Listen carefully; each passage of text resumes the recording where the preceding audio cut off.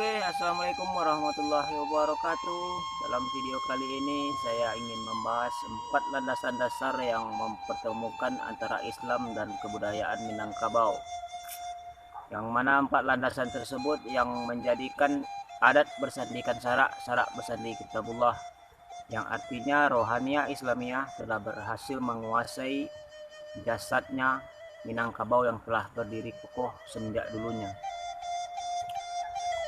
Sejarah mencatat Islam masuk ke Ranah Minang tahun 1500-an sampai 1600-an, artinya di akhir abad 15 menjelang awal abad 16. Kemudian sesungguhnya Minangkabau itu sendiri sudah ada semenjak 1200 tahun yang lalu, atau tepatnya pada tahun 1202 berdasarkan yang diceritakan oleh Tambo sebelumnya. Lalu bagaimana kita bisa mempercayai itu semua? Sementara kita tahu bahwa zaman sekarang orang hidup versi Android. Orang-orang yang hidup di belakang Android rata-rata punya analisa tingkat tinggi. Mereka tidak gampang mempercayai segala sesuatu, apalagi cerita Tambo. Namun saya punya analisa kenapa saya bisa meyakinkan bahwasanya Minangkabau telah berdiri sebelum Islam masuk. Begini. Paham tertua di Minangkabau adalah paham animisme. Paham animisme itu adalah paham yang meyakini bahwasanya adanya bangsa gaib. Itu sebabnya sampai sekarang orang Minang masih mengaku yang namanya hantu, orang halus, orang bunian, Sigulambai, dan tempat-tempat yang dikeramatkan. Kemudian paham Hindu pernah singgah di Minangkabau.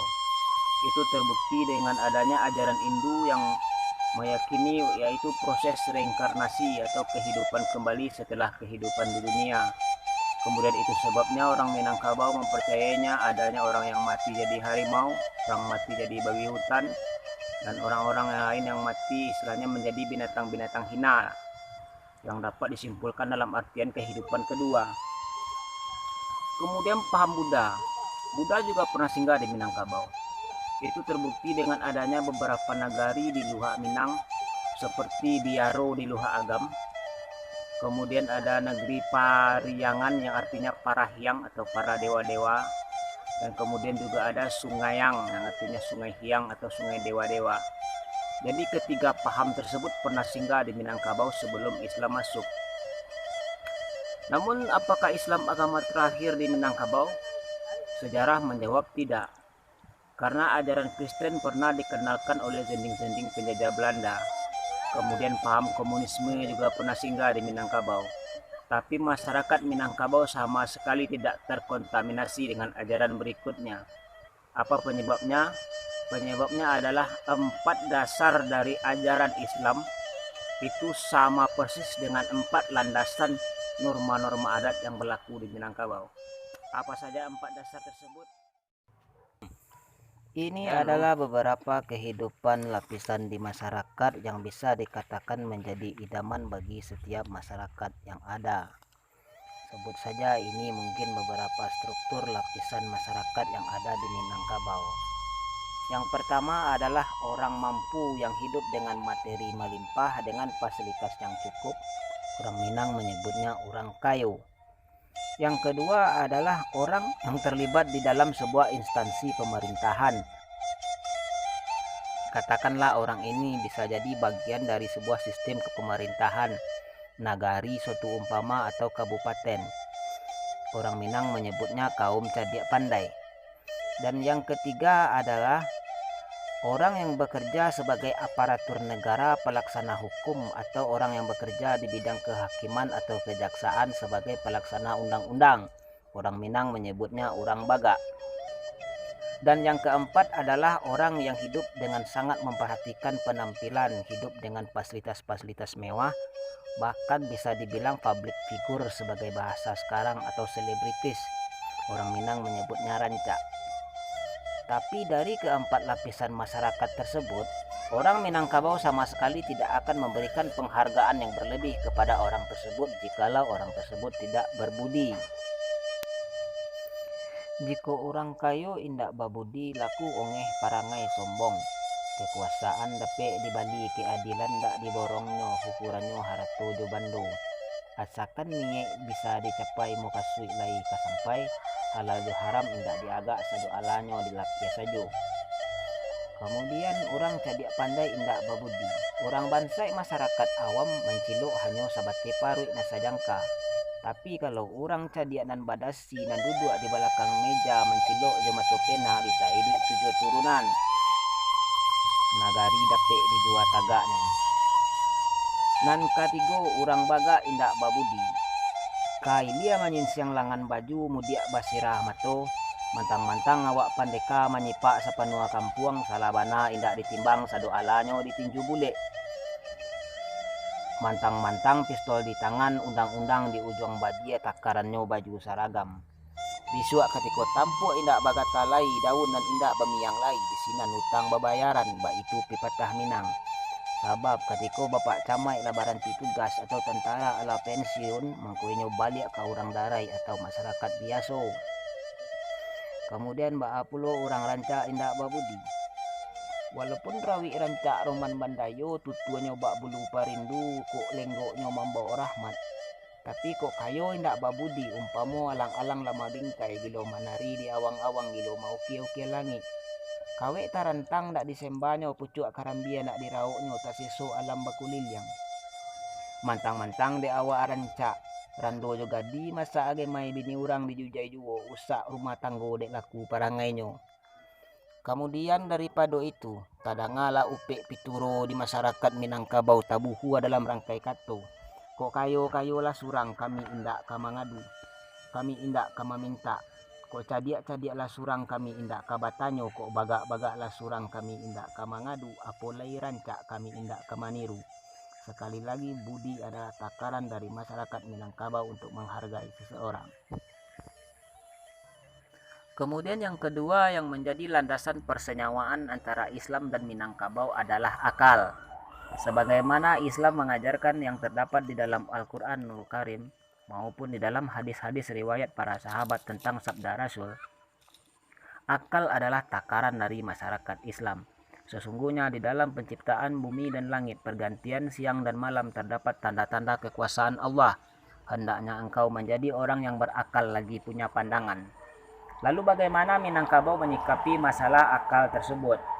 Tidak dapat dipungkiri lagi, Minangkabau adalah yang lebih mefokuskan kepada akal pikiran dari generasinya. Dibutuhkan kearifan dan kebijaksanaan dalam memaknai sejarah Minang. Bahkan Tambo yang menjadi filosofi atau bisa dijadikan titik acuan atas sejarah peradaban masyarakat Minang pada zaman dahulunya, ditulis dalam kata-kata bersayap, dalam kalimat-kalimat ungkapan yang membutuhkan akal pikiran tingkat tinggi untuk bisa menerjemahkannya. Itulah kemudian bagaimana pepatah Minang mengatakan, talenggang biduak tangalawi arek-arek pegang kamudi, pandai batenggang dengan rumi sinan memain akal jobudi. Sekali lagi Minangkabau sangat mengutamakan akal pikiran bagi generasi selanjutnya. Itu mungkin yang menjadikan masyarakat Minangkabau yang ada di muka bumi ini dimanapun mereka mengambil kehidupan, orang Minangkabau cenderung lebih mengedepankan akal pikirannya. Itulah kemudian keluarlah pepatah dari Minangkabau, kalau tempi nak diate, kalau takuruang nak diluar. Itu tandanya orang Minangkabau sangat-sangat mempergunakan akal pikiran mereka. Yang ketiga yang menjadi landasan persamaan antara Islam dan Minang adalah itu kalbu atau hati. Sebagaimana ajaran Islam mengatakan bahwa apabila di dalam diri seorang manusia apabila segumpal darah tersebut baik, maka baiklah perilaku manusia tersebut. Namun apabila segumpal darah itu buruk, maka buruklah perilaku manusia tersebut. Segumpal darah tersebut adalah hati atau kalbu. Lalu bagaimana masyarakat Minang menyikapi masalah hati?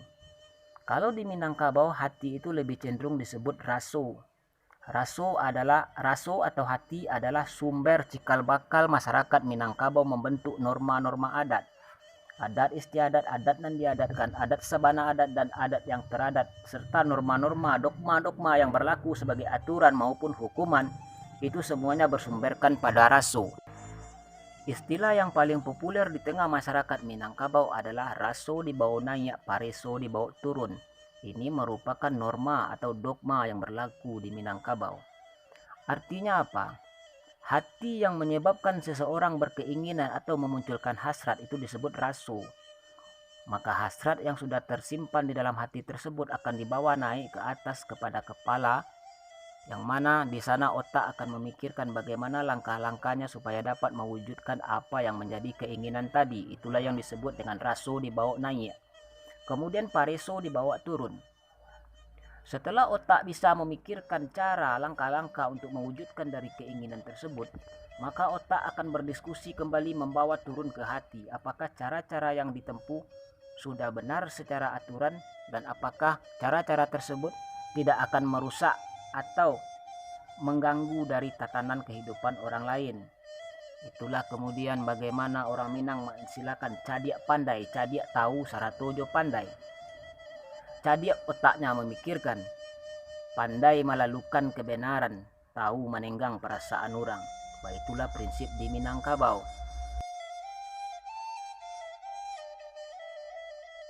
Yang keempat, persamaan dari Minangkabau dengan ajaran dasar agama Islam, yakni itu persamaan hak atau persamaan derajat. Di Minangkabau tidak dikenal dengan istilah kaum ningrat atau kaum bangsawan darah biru atau kasta-kasta manusia 1, 2, 3, sama sekali tidak dikenal di Minangkabau. Seorang datuk hanya dihargai karena menyandang gelar pengulu. Jadi sahabat beliau, anak beliau, istri beliau itu diperlakukan sama. Di Minangkabau disebut dengan urang darai. Jadi tidak ada diskriminasi di Minangkabau. Bagaimana pula dengan ajaran Islam sesuai dengan sunnah Rasulullah yang mengatakan manfaat lan arabiin wala jamiin ila taqwa. Tidak ada yang membedakan bangsa Arab dengan bangsa-bangsa yang lain kecuali hanya takwa. Kemudian di Islam juga diajarkan siapapun orangnya, kulit hitam, kulit putih, orang Cina, Inggris, atau kaum ras Melayu, semuanya diperlakukan sama, suara azannya sama, sholat zuhurnya sama-sama 4 rakaat, sholat subuhnya juga 2 rakaat. Dan sholat subuh itu nggak pernah dilakukan pada waktu maghrib, semuanya pas pada waktu subuh.